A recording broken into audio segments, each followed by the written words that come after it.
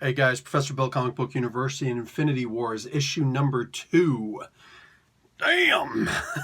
Okay, so this is it for August. We're going to get issue number 3 in September. We're also going to get Iron Hammer and Soldier Supreme in September, along with Thanos Legacy number 1. Wow, and mind you, Thanos Legacy is Donny Cates. So... yeah, this is, oh my god, this is sick. This is sick. So, did Thanos actually get killed? Yeah, ish. Also, somebody told me, oh, Star-Lord wasn't actually killed. No, Star-Lord died, okay? Star-Lord died. Just heads up, he died. He does get saved in this issue, though, by Doctor Strange, who has the Time Stone, and he should. I just watched Doctor Strange, the movie, again last night before, can't remember. The point is, I watched it again. It was fun. No, it was 2 nights ago. Anyhow,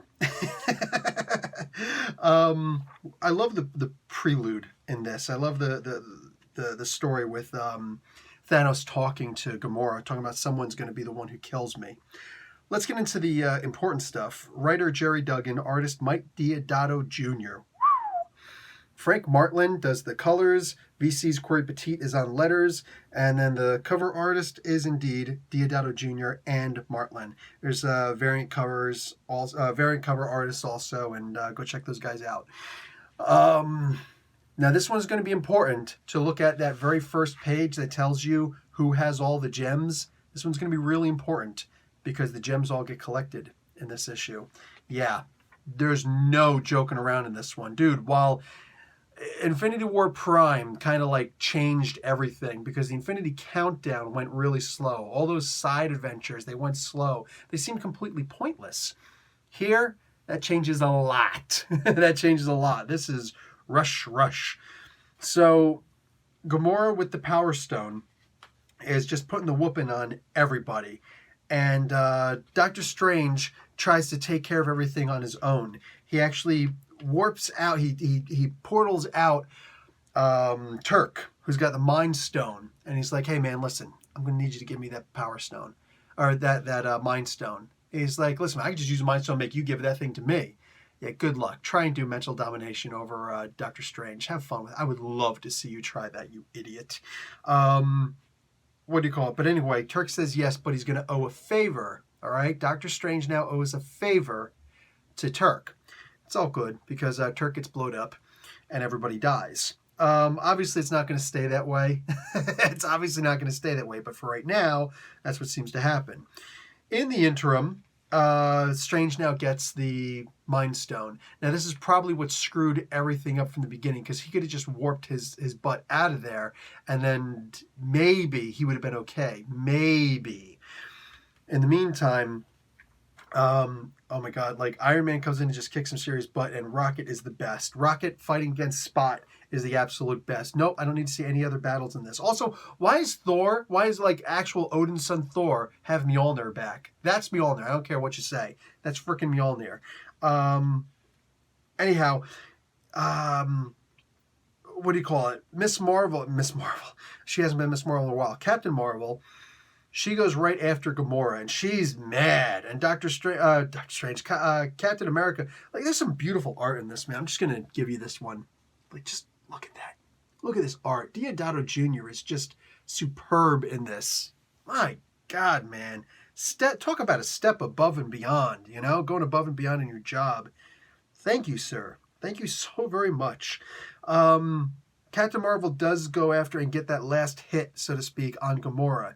The trick is, Gamora is the most dangerous woman in the galaxy, all right? Elektra's just the most dangerous woman on Earth.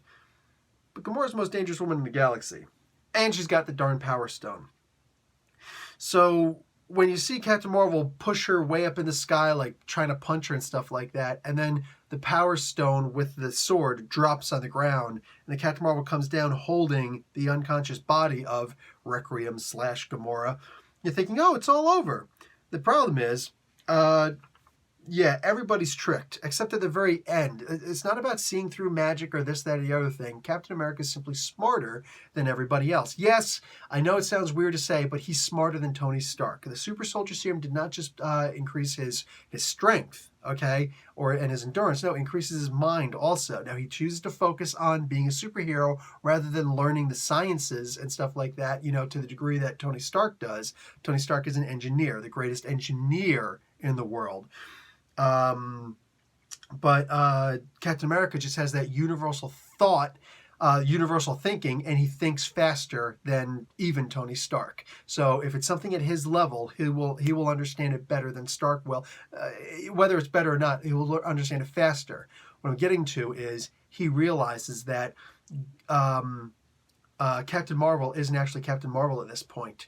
By the time they came back down to the Earth after the beatdown, Gamora was able to take the reality gem. That's right. Captain Marvel had the reality gem. Takes it from Captain Marvel, bends reality. Remember, Gamora was on the Infinity Watch. All right, she's had access to all of these gems before, and she makes it look like she's Captain Marvel, and that Captain Marvel is actually Gamora. Excuse me. She picks up her Power Stone again. She has her reality gem. She kills Doctor Strange and Captain America immediately. Strange was an immediate risk. Takes down Iron Man, just takes down everybody, starts taking gems from everybody. Warlock is up there with the Soul Stone. He's like, oh, no, I'm getting out of here. Warlock gets the Thanos treatment. All right? He gets killed. And, oh man, freaking, what's her name? Black Widow. Like, she tried, and it was a dumb move to try, but whatever. She thought that her assassin ability was going to be awesome, but not against the most dangerous woman in the galaxy, with all of the stones, mind you, and the fluidity of knowing how all of these stones work. So she just literally took out everybody. She got all the stones to herself. She's got them all now. That's it. It's done. It's over. She can make the Infinity Gauntlet if she wanted. She opens up the Soul World and pulls out the crazy old Gamora, the blind one, and they reunite. Now, she's sitting here thinking to herself that everything has to be fixed. And I'm realizing like I'm giving you everything here. Actually, I'm not giving you everything. I'm giving you a lot, but I'm not giving you everything. But at the end, she winds up getting a visit by characters who we should expect are going to visit, but don't. What's interesting in this is all of the other stuff that happens that's actually already foretold by reveals that are coming out in the other comic books. When we get to see the cover of some other comic book, they give you a lot of cheat sheet, what's actually going to happen next.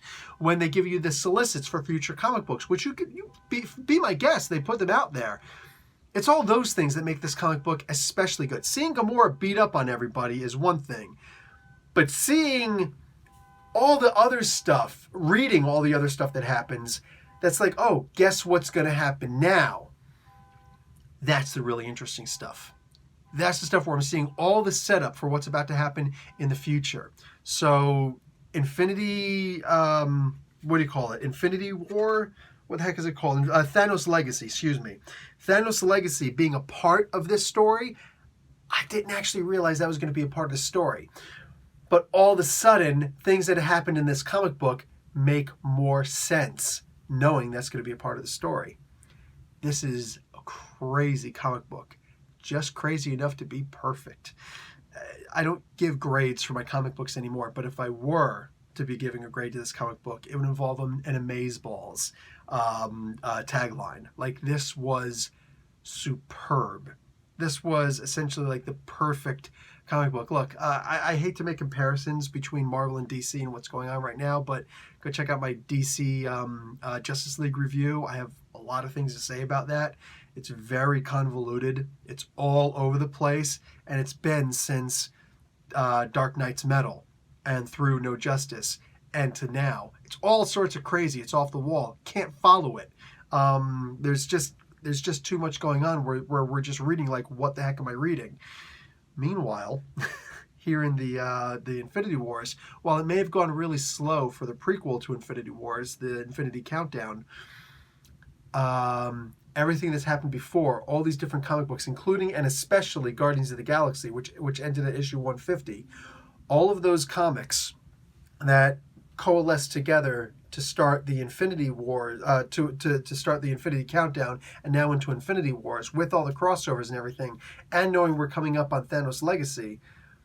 Wow. This is done right. This is an event done right. It's easy to like, you may not understand what's happening in the beginning of the comic book, but by the end, you're like, holy crap, I can't wait to see what happens next. That is how you make an event. No disrespect to anybody. I'm simply giving credit where credit is due. It's not about the negativity. It's about the positivity. And yeah, I'm really impressed with how Infinity Wars is being written right now. This is high adrenaline. This issue is nothing but people beating up on people and a whole lot of, subtlety mixed in with the story. If you know where to look for it, just read the comic book. I think you'll get it.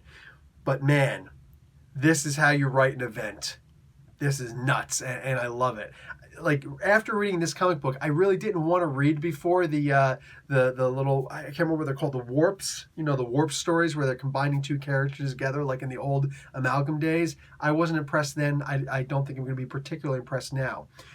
But knowing that those are going to be crossovers to, or tie-ins to this, all those one-shots, I'm starting to wonder if some of them, at the very least, if not all, might be kind of important to what happens next. We'll see. We'll see. But wow. Can't wait to see where this goes. All right, guys, that's it for me. Professor Bill, Comic Book University. Class dismissed.